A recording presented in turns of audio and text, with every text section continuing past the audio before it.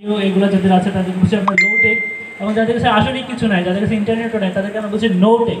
তার মানে এই তিন ধরনের ক্যাটাগরিতে আমরা সারা দেশের শিক্ষক শিক্ষার্থী অঞ্চলকে ভাগ করেছি, এবং তাদের জন্য প্রয়োজনীয় যে ধরনের সেবা বা যে ধরনের শিক্ষা ব্যবস্থা নেওয়া দরকার সেগুলোকে সম্পৃক্ত করে আসলে এই মাস্টার প্ল্যানটা তৈরি করা হয়েছে।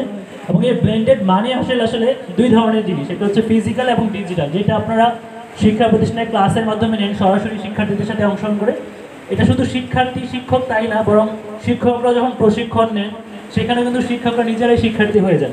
তো সব ধরনের কার্যক্রম এটা আসলে ফিজিক্যাল এবং ডিজিটাল, এই দুইটা ভার্সনকে আমরা আসলে ব্লেন্ডেড বলছি।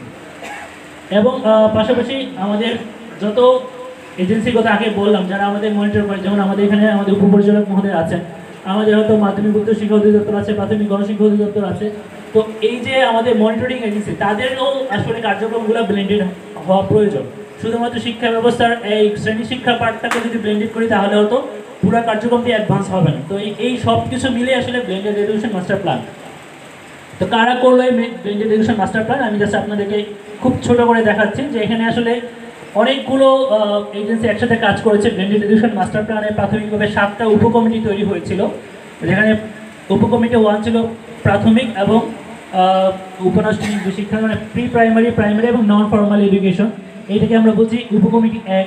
সাব কমিটি 2 হচ্ছে এডুকেশন, সেকেন্ডারি এডুকেশন মানে মাধ্যমিক উচ্চ শিক্ষা অধিদপ্তর এর আন্ডারে যারা আছে। উপকমিটি 3 হচ্ছে হায়ার এডুকেশন, আমাদের ইউনিভার্সিটি যেই ন্যাশনাল ইউনিভার্সিটি, প্রাইভেট ইউনিভার্সিটি, সরকারি ইউনিভার্সিটি, এটা হচ্ছে আমাদের উপকমিটি 3।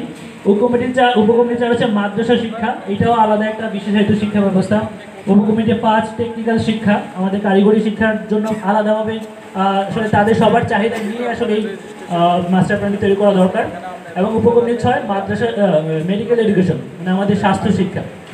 এই বিষয়গুলো যখন একসাথে আসবে তখনই আসলে পূর্ণাঙ্গ একটি শিক্ষার চিত্র একটি মাস্টার প্ল্যানে চলে আসবে। এবং এই সকল কমিটিকে সাপোর্ট করার জন্য একটি বিশেষায়িত উপকমিটি তৈরি করা হয়েছে, যেটার নাম হচ্ছে রিসার্চ অ্যান্ড ডেভেলপমেন্ট, মানে সকলকে স্ট্র্যাটেজিক সাপোর্ট দেওয়া, রিসার্চ সাপোর্ট দেওয়া এবং বিভিন্ন দেশের যে বেস্ট প্র্যাকটিসগুলো আছে, বিশ্বের সবচেয়ে ভালো যে উদাহরণগুলো আছে সেগুলোকে যাতে আমাদের দেশের শিক্ষা ব্যবস্থায় সন্নিবেশিত করা যায়, সেই কারণে আসলে এই সাব কমিটি 7টি তৈরি করা হয়েছে অন্যান্য সাব কমিটিকে সাপোর্ট করার জন্য।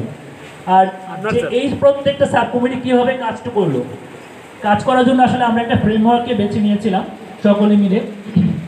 এই ফ্রেমওয়ার্কের 5টি পিলার। 1 নম্বর পিলার আপনারা নিশ্চয়ই দেখতে পাচ্ছেন যে টিচিং লার্নিং প্র্যাকটিস, আমরা যেটাকে বলছি আসলে শিক্ষকরা শিক্ষার্থীদেরকে যেই ধরনের উপায়ে শিক্ষা দিয়ে থাকেন, যত ধরনের প্র্যাকটিসগুলো আছে বিদ্যমান সেগুলো, এবং ভবিষ্যতে যত ধরনের টিচিং লার্নিং প্র্যাকটিস হতে পারে সেগুলোকে আমরা বলছি টিচিং লার্নিং প্র্যাকটিস। যেমন ধরেন আপনারা ফেস টু ফেস ক্লাস নিয়ে থাকেন, আপনারা ইদানিং অনলাইনে ক্লাস নিচ্ছেন, টেলিভিশনে ক্লাস নিচ্ছেন, রেডিওতে আমরা শুনেছি ক্লাস, এবং রেকর্ডেড ক্লাস তো আছে। তো এই যত ধরনের প্র্যাকটিস এগুলোকে আসলে আমরা একটা পিলার হিসেবে চিন্তা করেছি। 2 নম্বর পিলার হচ্ছে কন্টেন্ট। কন্টেন্টের আসলে সবচেয়ে প্রাচীন রূপটা আমরা যেটা জানি সেটা হচ্ছে বই, আমাদের প্রিন্টেড ম্যাটেরিয়াল যেটা আমাদের এনসিটিভি থেকে প্রোভাইড করা হয়। তো এইটার পাশাপাশি ডিজিটাল কন্টেন্ট এখন যুক্ত হচ্ছে, পিডিএফ কন্টেন্টের বা ভিডিও অডিও সব ধরনের কন্টেন্ট কিন্তু এখন তৈরি হচ্ছে। এবং আপনারা যখন ট্রেনিং করেন অনলাইনে তখন দেখেন যে ওখানেও নানা ধরনের কন্টেন্ট সাপোর্ট দেওয়া হয়। এবং ওপেন এডুকেশনাল কন্টেন্ট নামে একটি ব্যাপার আছে, যেসব কন্টেন্টকে শিক্ষাকে আসলে প্রমোট করে সেগুলোকে আমরা ওপেন করে দিতে চাচ্ছি যাতে সকলের প্রয়োজনে ব্যবহার করতে পারে। তো দ্বিতীয় পিলারটি হচ্ছে এডুকেশনাল কন্টেন্ট, এবং সেই কন্টেন্টগুলো আমরা আসলে যে ধরনের জায়গা থেকে পেতে পারি সেগুলোকে সবগুলোকে আমরা একটি সমন্বিতভাবে আমরা দেখতে চাচ্ছি। 3 নম্বর যে পিলারটি আছে, 3 নম্বরের পিলারটি হচ্ছে আমাদের অ্যাসেসমেন্ট, যেটি খুবই গুরুত্বপূর্ণ। আপনারা যে পরীক্ষা নিয়ে থাকতেন আগে স্কুলে বা কলেজে বা প্রাইমারি শিক্ষায়, আমরা এই পরীক্ষার পুরো বিষয়টাকে বলছি অ্যাসেসমেন্ট। আমাদের শিক্ষার্থীকে আমরা কিভাবে অ্যাসেস করব ভবিষ্যতে, তাদেরকে কি আমরা শুধুমাত্র বার্ষিক পরীক্ষা অ্যাসেস করব নাকি তাদেরকে সারাক্ষণিক অ্যাসেস করব, এবং তার প্র্যাকটিসটা কী হবে, তার বেসলাইনটা কী হবে। তো সকল ধরনের অ্যাসেসমেন্ট নিয়ে আসলে আমাদের ব্লেন্ডেড এডুকেশনের 3rd পিলার হচ্ছে অ্যাসেসমেন্ট। আর 4th পিলার হচ্ছে আপনারা নিজেরাই, সেটা হচ্ছে টিচার্স ক্যাপাসিটি ডেভেলপমেন্ট, যেটা নিয়ে দীর্ঘদিন যাবৎ কাজ করছে আমাদের সারা দেশের সকলেরই আসলে ফোকাস যে আমাদের শিক্ষকদের সক্ষমতা উন্নয়ন। তো শিক্ষকদের সক্ষমতা উন্নয়ন না করলে আসলে বাকি 3টা পিলারও কাজ করবে না।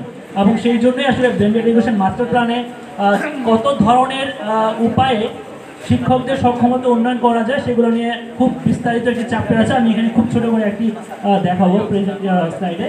আর 5 নম্বর যে আমাদের পিলার সেটা হচ্ছে ইনক্লুসিভ ইনফ্রাস্ট্রাকচার, মানে আমাদের শিক্ষা প্রতিষ্ঠানের যে অবকাঠামো, আমাদের প্রশিক্ষণ ইনস্টিটিউশনের যে অবকাঠামো বা আমাদের সম্পূর্ণ শিক্ষা ব্যবস্থার যত ধরনের অবকাঠামো দরকার, সেটা হোক ফিজিক্যাল, হোক ডিজিটাল, হোক platform, app, mobile app, everything, সব কিছুকে আমরা ইনফ্রাস্ট্রাকচার বলছি। এখানে ইন্টারনেট সুবিধা দেওয়া থেকে শুরু করে আপনাদের হাতে মোবাইল ফোন পর্যন্ত ইনক্লুডেড। তার মানে কোনো কিছুই আসলে বাদ থাকবে না একজন শিক্ষককে ইকুইপ করার জন্য বা একজন শিক্ষার্থীকে ইকুইপ করার জন্য।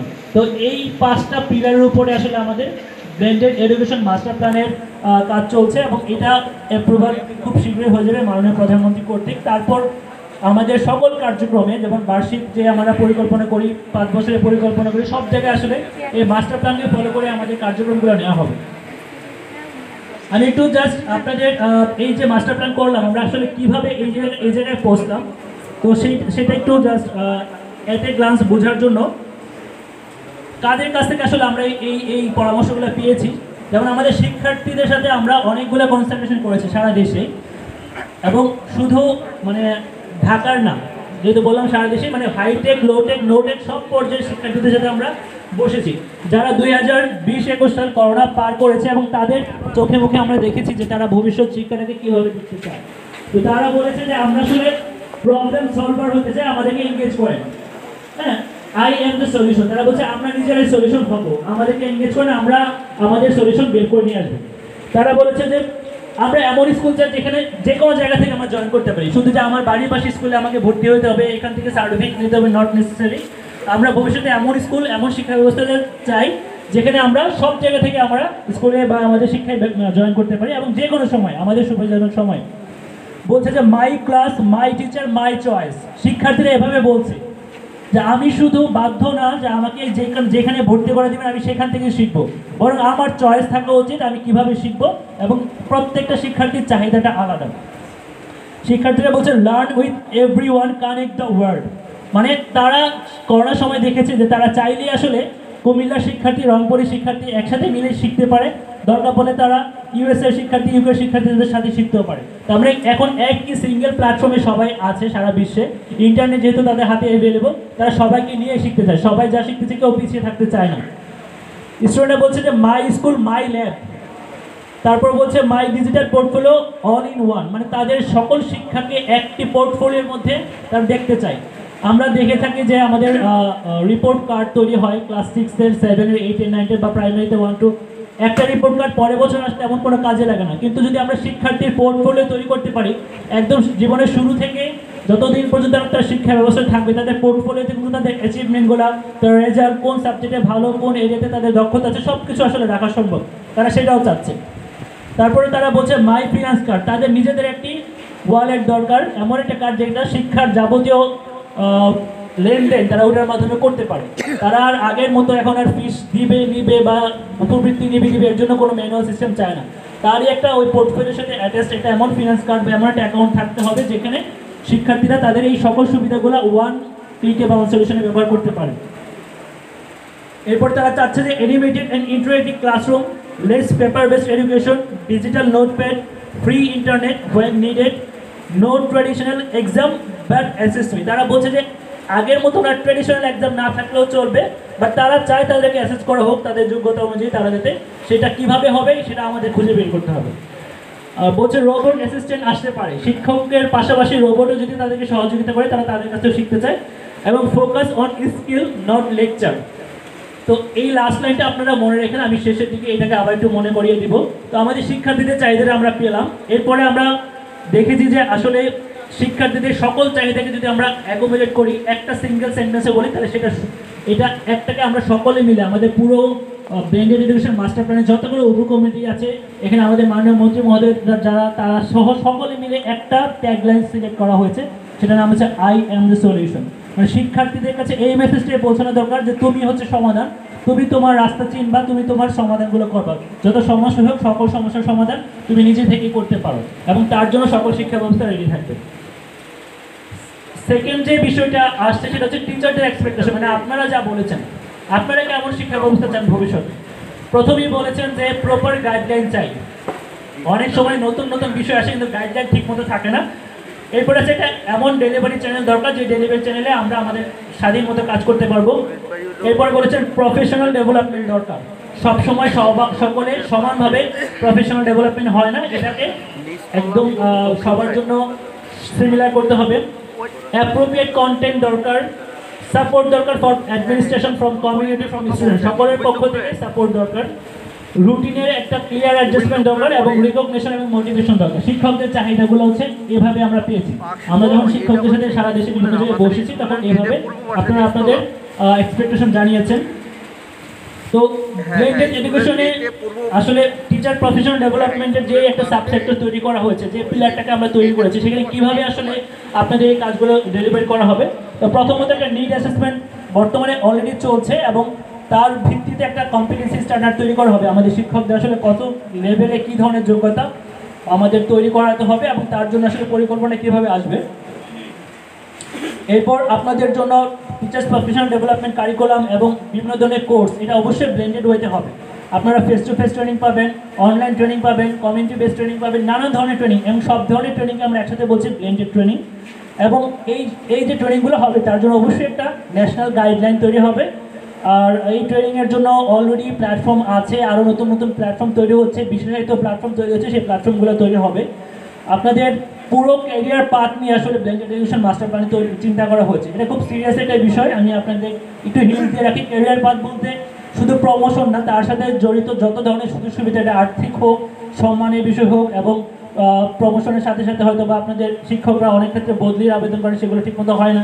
তো ক্যারিয়ার পাথে আসলে কীভাবে একজন শিক্ষক তার সারা জীবনে শিক্ষকতা করবেন এবং তার জন্য যত ধরনের মোটিভেশন দরকার সেটা এখানে চিন্তা করা হয়েছে। এবং ফাইনালি যেটা হচ্ছে যে প্রফেশনাল ডেভেলপমেন্টের হেড টিচার এবং আমাদের সকল ধরনের স্টেক হোল্ডারদেরকে আসলে এখানে ইয়ে হবে, মানে সংযুক্ত করা হবে। এই ব্লেন্ডেড এডুকেশন মাস্টার প্ল্যান একটি মানে আমি বলবো যে যুগান্তকারী একটা বিষয়। সারা বিশ্বে খুব অল্প কিছু দেশের এই ধরনের মাস্টার প্ল্যান আছে যারা আসলে বিশেষ করে করোনার পরবর্তীতে তাদের ফিজিক্যাল এডুকেশনের পাশাপাশি অনলাইন বা ডিজিটাল এডুকেশনকে একসাথে করে এবং একটা ন্যাশনাল লেভেলের এই ধরনের একটি মাস্টার প্ল্যান নিয়েছেন। আমি আপনাদেরকে আরও একটি মানে চেঞ্জের কথা একটু বলতে চাই, সেটা হচ্ছে আমাদের জাতীয় শিক্ষাক্রম রূপরেখা, যেটা আপনারা জানেন যে 2022 সালে অলরেডি পাইলটিং চলছে এবং 2023 সাল থেকে সারা দেশে প্রাথমিক এবং মাধ্যমিক পর্যায়ে আমাদের নতুন কারিকুলাম আসতে যাচ্ছে। এবং নতুন কারিকুলাম মানে কি? নতুন কারিকুলাম কিন্তু বর্তমানের যে বই বা যে ধরনের শিক্ষা ব্যবস্থা, যে ধরনের পরীক্ষা ব্যবস্থা আছে সেগুলো থেকে সরে গিয়ে আমাদের একটি দক্ষতা ভিত্তিক শিক্ষা ব্যবস্থা আসছে। আপনারা অনেকে হয়তো সেইটা সম্পর্কে জানেন, বিভিন্ন ধরনের ট্রেনিং পেয়েছেন। আমি জাস্ট আপনাদেরকে এই শিক্ষা ব্যবস্থার অবজেক্টিভটা একটা স্লাইড একটু ক্লিয়ার করতে চাই। তো আমাদের শিক্ষা ব্যবস্থার একদম মূল ফোকাস কিন্তু উপরে আমি একটু আলাদা করে রেখেছি যে মুক্তিযুদ্ধের চেতনায় উজ্জীবিত দেশপ্রেমিক, উৎপাদনমুখী, অভিযোজনে সক্ষম, সুখী ও বৈশ্বিক নাগরিক, এই হচ্ছে আমাদের চাহিদা। আমরা এই শিক্ষা ব্যবস্থা দিয়ে এরকম শিক্ষার্থী তৈরি করতে চাই যেগুলো হবে মুক্তিযুদ্ধের চেতনা উজ্জীবিত, এটা অবশ্যই লাগবে। দেশপ্রেমিক, উৎপাদনমুখী, অভিযোজনে সক্ষম, সুখী ও বৈশ্বিক নাগরিক, এটা আমাদের আগে শিক্ষা ব্যবস্থায় কিছুটা ছিল, বাট এখন আমরা যে দুটো তিনটা জিনিস নতুন অ্যাড করা হয়েছে। এটা হচ্ছে উৎপাদনমুখী, মানে একজন শিক্ষার্থীকে শুধু শিখলেই হবে না, তাকে কর্মক্ষম হতে হবে, যে কোনো পরিবর্তনের সাথে অভিযোজনে সক্ষম হতে হবে। এই যে কোভিড হোক বা আমাদের বলছে চতুর্থ শিল্প বিপ্লব, বা আমরা বলছি হয়তো যে রোবোটিক্স চলে আসবে, আমরা হয়তো সবাই চাকরি হারাবো, তো যে কোনো অভিযোজনের সক্ষম একজন শিক্ষার্থী হতে হবে এবং তাকে তার লক্ষ্য হতে হবে যে সে হবে বৈশ্বিক নাগরিক। এবং তার এই বৈশ্বিক নাগরিক যোগ্যতা অর্জন করতে গিয়ে তাকে মানে অসুখী হতে হবে না, তাকে সুখীও হতে হবে। তার মানে যেই ধরনের মানুষ আমরা ভবিষ্যতে দেখতে চাই তার নির্দেশনা কিন্তু আমাদের এই শিক্ষা ব্যবস্থার আমাদের যে মূল লক্ষ্য সেটাতে বলা হয়েছে। এখানে খুব ছোট করে যদিও আছে, তারপরে আপনাদের জন্য জাস্ট তিনটা বিষয় একটু বলি যে সাবজেক্টগুলো আমরা নিয়ে আসতে চাচ্ছি। আগে যে সাবজেক্টগুলো হয়তো ছিল না, এখন কিছু নতুন সাবজেক্ট আসে, যেমন বাংলা, ইংরেজি, গণিত, বিজ্ঞান এবং সামাজিক বিজ্ঞানের পাশাপাশি ডিজিটাল প্রযুক্তি, জীবন ও জীবিকা, ধর্মশিক্ষা, ভালো থাকা, শিল্প ও সংস্কৃতি। আপনারা দেখবেন, মিলিয়ে দেখবেন যে সাবজেক্টগুলো এডিশনালি আসছে, যেমন ভালো থাকা, এটা খুবই জরুরি। বিশ্বের বিভিন্ন দেশে তো ভালো থাকা নিয়ে নতুন করে ভাবছে যে আমরা আসলে প্রতিযোগিতামূলক বিশ্বের থেকে সুখী বিশ্বের দিকে যেতে চাই। জন্য আমাদের মাননীয় প্রধানমন্ত্রী বিশেষ নির্দেশনা দিয়েছেন যে এমন বিষয়াদি আমাদেরকে আসলে শিক্ষার্থীকে জানাতে হবে যাতে তারা ভালো থাকতে পারে। অসুস্থ থাকলে অসুস্থ জাতিতে কিছুই হবে না। তারপর শিল্প সংস্কৃতি খুবই দরকার, যার কারণে সৃজনশীলতা বৃদ্ধি পাবে। অন্যান্য সাবজেক্টে এই সাবজেক্টের রিফ্লেকশন আছে। জীবন ও জীবিকা, আমাদের আগে কৃষি শিক্ষা, শারীরিক শিক্ষা, নানান ধরনের সাবজেক্ট ছিল, কিন্তু ওগুলো এতটা স্পেশালাইজ যে সকলকে সংযুক্ত করা যেত না। জীবন ও জীবিকাতে একদম অর্থনীতি, সমাজনীতি, কৃষি শিক্ষা, ধর্ম সব কিছুকে এটাতে সন্নিবেশ করা হয়েছে এবং শিক্ষার্থীরা একদম হাতে কলমে শিখবে। কোনো ধরনের মুখস্থ করার কোনো সুযোগ নেই, প্রত্যেকটা লেসনই হচ্ছে প্র্যাকটিক্যাল। এরপর আছে ডিজিটাল প্রযুক্তি, যেটা এখন একদমই অত্যাবশ্যকীয় একটা জিনিস, যেটা ছাড়া আসলে এখনকার সময়ে চিন্তা করা যায় না। তো শিক্ষার্থীদেরকে আমরা আসলে উৎপাদনমুখী করতে গেলে এই ধরনের সাবজেক্টগুলো আসলে দরকার ছিল। অনেক রিসার্চ করে সকলের মতামত নিয়ে বিভিন্ন দেশের তথ্য ঘেটে কিন্তু আমরা এনসিটিভি থেকে সারা দেশের সকল দপ্তরকে সংশ্লিষ্ট করে এই ধরনের সাবজেক্টগুলো আনা হয়েছে। আর আমাদের বেসিক সাবজেক্ট বাংলা, ইংরেজি, বিজ্ঞান, সামাজিক বিজ্ঞান এগুলো তো থাকছে। তো এইখানে আপনারা দেখেন যে প্রাক প্রাথমিকতে সমন্বিত বিষয়, এখানে আলাদা কোনো সাবজেক্ট থাকবে না। প্রথম থেকে পঞ্চম শ্রেণী পর্যন্ত 8টি বিষয় থাকবে এবং ষষ্ঠ থেকে দশম শ্রেণী 10টি বিষয় থাকবে।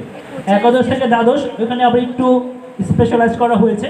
আপনারা নিশ্চয়ই শুনে থাকবেন যে দশম শ্রেণীর পরে আমরা এসএসসি পরীক্ষা এবং একাদশ দ্বাদশ শ্রেণীতে আলাদা আলাদা 2টি পাবলিক পরীক্ষা তৈরি করা হবে। এটা নতুন কারিকুলামকে যখন ফলো করা হবে তখন এটার বিষয়ে বলছি। আর এই পুরো কারিকুলামকে বাস্তবায়ন করার জন্য অনেকগুলো আসলে সায়েন্টিফিক মেথডকে আমাদের ফলো করতে হবে। যেমন বলছে যে এই সাবজেক্টগুলো আসলে ইন্টারডিসিপ্লিনারি, একটা সাবজেক্টের নলেজ আরেকটা সাবজেক্টকে হেল্প করবে এবং এই প্রত্যেকটা সাবজেক্ট আসলে অভিজ্ঞতা ভিত্তিক শিখন, যেটা আমরা প্রকল্প ভিত্তিক শিখনের মধ্যে দিয়ে দেখেছি কেমন হয়। তো ওগুলো হবে অভিজ্ঞতা ভিত্তিক শিখন এবং শিখনকালীন মূল্যায়ন করা হবে। আগে আমরা হয়তো অর্ধবার্ষিক পরীক্ষা এবং বার্ষিক পরীক্ষার মাধ্যমে শিক্ষার্থীকে মূল্যায়ন করতাম, কিন্তু এখন হবে শিক্ষণকালীন মূল্যায়ন এবং যখন শিক্ষার্থীরা শিখছে তখনই আসলে তাদের অভিজ্ঞতাগুলিকে আমরা যাচাই করব। এই মূল্যায়নের যেই ব্যাপারগুলো আছে সেখানে আসলে 4টি মৌলিক বিষয় আছে। একটা হচ্ছে শিখতে শেখার দক্ষতা, যেটা শিক্ষার্থীকে আমরা বলবো। দ্বিতীয় বিষয় হচ্ছে যে ক্ষমতায়নের জন্য দক্ষতা, প্রায়োগিক দক্ষতা এবং মৌলিক দক্ষতা। আর ভিতরের বিষয়গুলো আমি যাচ্ছি না, এগুলো আপনারা আস্তে আস্তে জেনে যাবেন আমাদের প্রশিক্ষণের মাধ্যমে। তো মূলত এই যে একটি নতুন কারিকুলাম আসছে, এই কারিকুলামটা কিন্তু বাস্তবায়নের দায়িত্ব একদম বলতে গেলে 99% হচ্ছে শিক্ষকদের। আপনারা যদি বিষয়টা ধারণ করতে পারেন, বুঝতে পারেন, অনেক নতুন কিছু আসবে, বাট অনেক সুবিধাও তৈরি হবে। আমরা সারা দেশের 62টা স্কুলে এই কারিকুলামটা ইতিমধ্যে পাইলটিং হচ্ছে। আমি জাস্ট আপনাকে একটা রিমোট অঞ্চলের এক্সপিরিয়েন্স বলি। গত সপ্তাহে আমরা এনসিটিভি কর্মকর্তা সহ গিয়েছিলাম হচ্ছে কিশোরগঞ্জের মিঠাময়ন উপজেলার একটি লাইনপাশা গ্রামে। এটা এতটা রিমোট অঞ্চল যে কিশোরগঞ্জ শহর থেকে প্রায় 3 ঘন্টা দূরে এবং নৌকা দিয়ে, ট্রলার দিয়ে ভেঙে চলে যেতে হয়। তো ওখানে না আছে বিদ্যুৎ সুবিধা ঠিক মতো, না আছে আপনার ইন্টারনেট সুবিধা, বাচ্চাদের হাতে নাই ডিভাইস, কিছুই নাই। তারপরে আমরা যেটা দেখেছি যে এই শিক্ষা ব্যবস্থা আসার পরে মানে অলরেডি তো ক্লাস 6-এর 2টা গ্রুপ, একটা হচ্ছে পাইলটিং গ্রুপ আর একটা হচ্ছে নন পাইলটিং গ্রুপ। পাইলটিং গ্রুপের বাচ্চারা যা করে পুরো স্কুল সেগুলো দেখতে চলে আসে, সারাদিন শুধু তাদের কার্যক্রমে দেখতে চায়, যে বলে যে আমরা সবাই পাইলটিংয়ে চলে যাবো। এই শিক্ষার্থীরা বাসায় গিয়ে আর আলাদা কোনো পড়াশোনা করতে হয় না, সকল শেখানো শিক্ষা সব কিছু তাদের স্কুলে হয়ে যাচ্ছে। বাবা মারা এতটাই খুশি যে এত আগ্রহ নিয়ে কীভাবে শিক্ষার্থীরা শিখছে, আগে তো এত আগ্রহ দেখতাম না। তো আমরা আশা করি সারা দেশে এরকমের পরিবর্তনের মধ্যে দিয়ে যাবে এবং জাতীয় শিক্ষাক্রম রূপরেখা আসলে সেই ধরনের নির্দেশনা দিচ্ছে আমাদেরকে। আমাদের পরিবর্তিত ফোকাসগুলো এখানে আছে, সেটা আমি আর বিষয়ে যাব না। মূলত মাস্টার প্ল্যান যেটা করা হয়েছে সেটার মেয়াদটা যদি চিন্তা করেন, আমরা 2041 সালে উন্নত বাংলাদেশ দেখতে চাই, যেটা আমাদের মাননীয় প্রধানমন্ত্রী আমাদেরকে ভিশন দেখিয়েছেন যে ডেভেলপ কান্ট্রি হবে। তো 2041 সাল পর্যন্ত ধাপে ধাপে কীভাবে আসলে এই মাস্টার প্ল্যান ইমপ্লিমেন্টেড হবে তার কয়েকটি আমাদের মাইলস্টোন আছে। দেখেন যে ওয়ার্ক প্ল্যান ইয়ার আমরা বলছি 2023 সাল, মানে 2022 এবং 23 সালে আর্জেন্ট বেসিসে সকল দপ্তর তাদের ওয়ার্ক প্ল্যান করবে, কোথায় ট্রেনিং লাগবে, কোথায় অবকাঠামো বানানো লাগবে, কীভাবে ফ্রি ইন্টারনেট যাবে, সব কিছু মিলে আমরা ওয়ার্ক প্ল্যান করছি।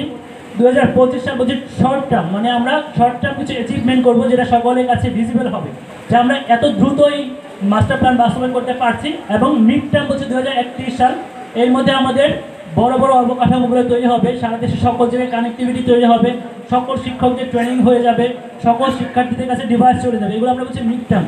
এবং লং টার্ম যেটা হবে এটা 2041 সালে আসলে আমরা আমাদের একটা উন্নত বাংলাদেশ দেখতে পাবো। তো এই মাস্টার প্ল্যানটা আসলে আমরা জানি অনেক পরিকল্পনা হয়, অনেক মাস্টার প্ল্যান তৈরি হয়, কিন্তু কাজে আসে না। তো এই জন্য এই মাস্টার প্ল্যানটা বিশেষভাবে রিভিউ করার জন্য আরও 4টা মাইলস্টোন রাখা হয়েছে। বলা হচ্ছে যে 2023 সালে যে আর্জেন্ট কাজগুলো করা হবে সেগুলো ঠিকমতো হলো কি না, এটা এই পুরো উপকমিটি সবাই মিলে 2024 সালে রিভিউ করবে।